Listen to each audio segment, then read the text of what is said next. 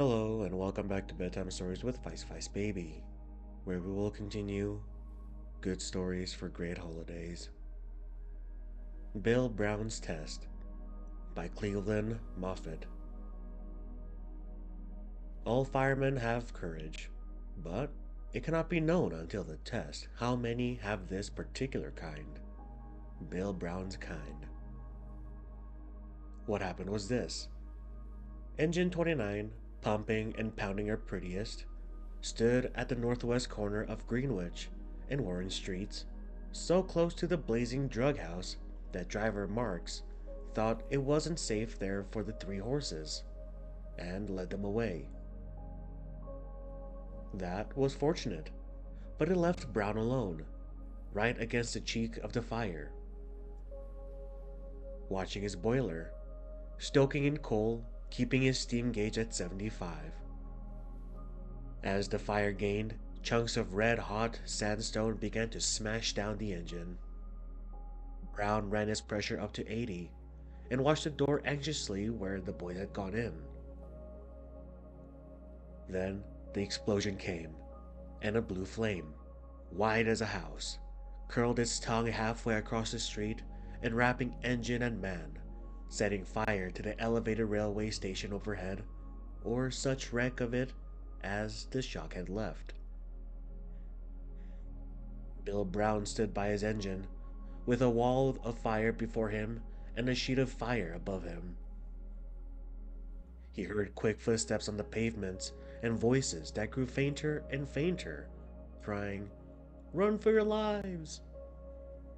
He heard the hose wagon horses somewhere back in the smoke go plunging away, mad with fright and their burns. He was alone with the fire, and the skin was hanging in shreds of his hands, face, and neck. Only a fireman knows how one blast of flame can shrivel up a man, and the pain over the bared surfaces was, well, there is no pain worse than that of fire scorching in upon the quick flesh seared by fire. Here, I think, was a crisis to make a very brave man quail. Bill Brown knew perfectly well why everyone was running. There was going to be another explosion in a couple of minutes, maybe sooner, out of this hell in front of him. And the order had come for every man to save himself, and every man had done it except the lads inside. And the question was, should he run or should he stay and die? It was tolerably certain that he would have died if he stayed. On the other hand, the boys of Old 29 were in there. Devaney and MacArthur and Gillon and Moran. His friends, his chums. He'd seen them drag the hose in through that door. There it was now, a long, throbbing snake of it. And they hadn't come out. Perhaps they were dead. Yes, but perhaps they weren't.